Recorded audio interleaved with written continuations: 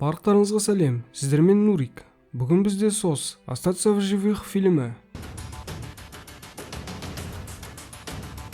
Кейт және оның сіңілісі Лиз бірінші рет саяхаттауға шықты.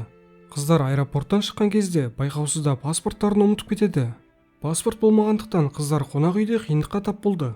Алайда администратор кеңпейілділік танытып, қыздарды номерлеріне өткізеді. Лиз қатты шаршағандықтан бірден ұйықтап қалды. Ал Кейт басқаша демалу мақсатында қонақ үйдің жанындағы клубқа келеді. Мұнда ол Майра есімді көпшіл қызбен танысты. Майра Кейтті әңгімеге тартып, бастапқыда жақсы қыз секілді көрінді. Алайда аздан соң біз оның және оның жігіті Джек екеуінің нағыз алаяқ екенін білеміз. Майра Кейтті биге шақырып, білдіртпей номерінің кілт картасын ұрлайды.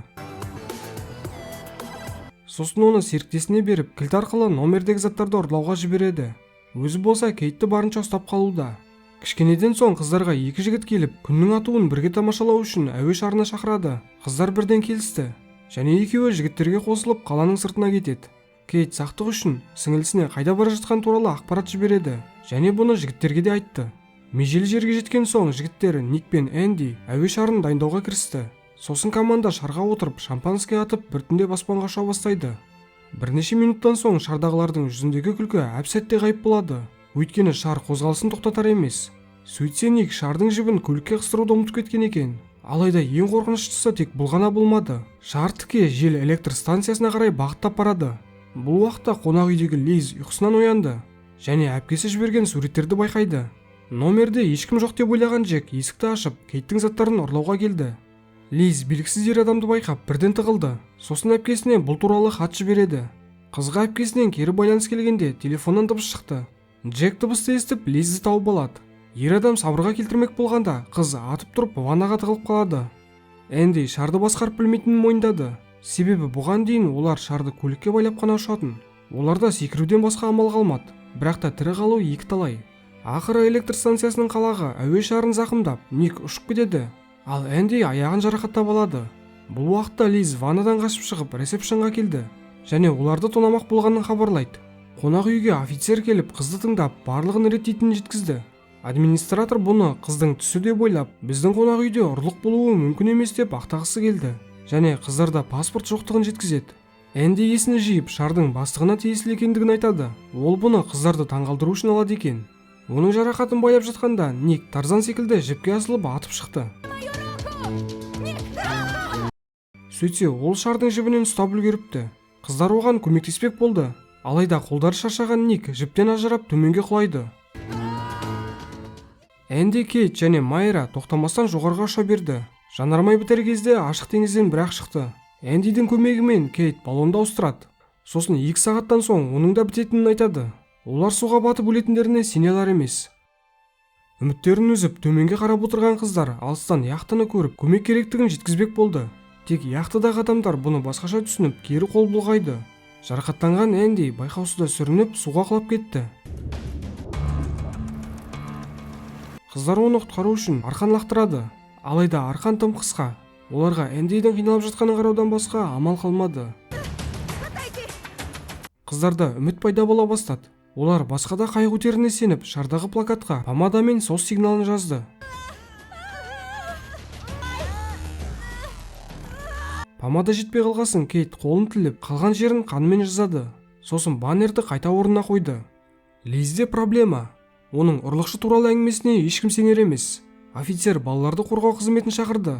Және қызметкер София оның документтерін реттеу үшін елшілік үйіне алып кетеді. Лиз Софияға әпкесінің жоғалып кеткенін айтып көмек сұрайды. Ол бағана әпкесі жіберген суретпен ақпараттарды көрсетті. София бұл жерді білетін болғандықтан Кейтті іздеуге көмектесетінін айтты. Бұл уақытта Кейт пен Майра көмек іздеп жанталасуда. Олар біреу-міреудің көзіне ілгеріміз деп киімдерін шешіп өртейді. Бірақ та бұның да пайдасы тимеді. София мен Лиз Кейт жіберген жерге келіп, тастанды көліктен басқа ештеңе таппайды. Лиз көліктің ішінен телефон тапты. Телефонда туристердің әуе шарымен ұшқан туралы видео бар екен. София шарларға иелік ететін компанияның номерін байқайды. Номерге соғып, пилоттардың барлығының демалыста екенін және жақын арада шарлар ұшырылмайтындығын біледі. Кейт телефонмен сигнал ұстауға тырысты. Сол кезде Майра сигнал күшейтуге болатын бір тәсілді еске түсіреді. Ол арқанның жібін алып, антеннаның қасына жабыстырды. Тәсіл сәтті шығып, олар хат жіберуге болатын мүмкіндік алды. Кейт Лизге координатасын жіберді және сол сәтте телефон өшіп қалады. Нет, нет, нет! Лиз хатты көріп, әпкесіне қауіп төніп тұрғанын бірден түсінді. Көптеген өтініштерден соң Лиз Софияны катер жалдап теңізге шығуға көндіреді. София теңізге келіп қайық жалдамақ болды. Алайда бүгінгі күн мереке болғандықтан барлығы демалыста болып шықты. Бұны білгенде Лиз кішкентай қайыққа отырып оталдырғысы келді. София дер кезінде келіп қызды тоқтатып үлгерді. Шар біртіндеп төмендеп келеді, себебі жанармай азайды. Кейт жоғарыға шығып жүзуге дайындалу керектігін айтты. Бұл уақытта теңіз жағасында жүрген офицер Ник құлаған жерде отырған бір әйелді көреді. Әйел дірілдеп осы маңға біреудің құлағанын айтады. Бірақ офицер ол өздігімен қалай аспаннан салбырап түседі деп сенбей қойды. Шардың түбі теңізге қонды. Еще не конец. Лиз пришлет помощь. Осы кезде паниканың шегіне жеткен Майра өзінің алаяқ ұры екендігін мойындайды. Ол қызды тонау үшін кілтті ұрлап жігітіне бергенін де айтады. Бұл сөздерден кейін Кейт өзіне ғана емес, қонақ үйде жалғыз қалған сіңлісіне де алаңдай бастады. Дәл қазір ұрсысатын сәт еместігін түсінген Кейт ақылға салып тірі қалудың жолын ойлай бастады. Лиз байғұс Софияны тағы да көндіріп теңіздің ортасына алып кетті және жан-жақты бақылап қыздарды іздей бастады. Өкінішке орай шар толықтай суға батты. Майра жүзе алмайтын болғандықтан батып тұншыға бастады. Кейт оны құтқарып оңай берілуге жол бермейді. Екеуі бос баллонды көріп батпас үшін соған жармасады. Майра тірі қалса тура жолға түсетіндігін айтып жалынды. Бұл уақытта номердегі ақшаның барлығын жымқырған жігіті Джек көңілдесімен бірге. Бір күлкі келетін жері, Джек душта болғанда көңілдесі ұрланған ақшаны алып қашып кетеді. Кейт пен Майра алыстан зат тасығыш кемені байқайды. Басында қыздар қуанды. Сосын кеме жақтан ешкім байқамаса, өлетіндерін түсінеді.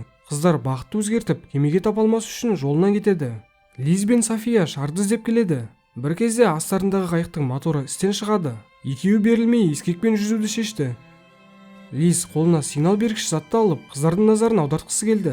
Себебі ол әпкесінің осы маңда екеніне сенімді. Қуанышқа орай Кейт дыбысты естиді. Алайда олар қатты шаршағандықтан жауап бере алмауда. Осы кезде Майра әйнек тауып алып, сол арқылы сигнал береді.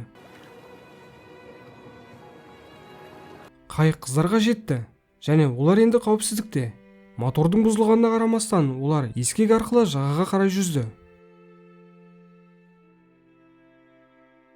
Осымен фильм аяқталды. Егер де ұнаса лайк басып, арнаға жазылуды ұмытпаңыздар. Алдағы видеоларды жібере алмас үшін қоңыраушаны басып қойыңыз. Сіздермен бірге болған мен Нурик. Келесі кездескенше.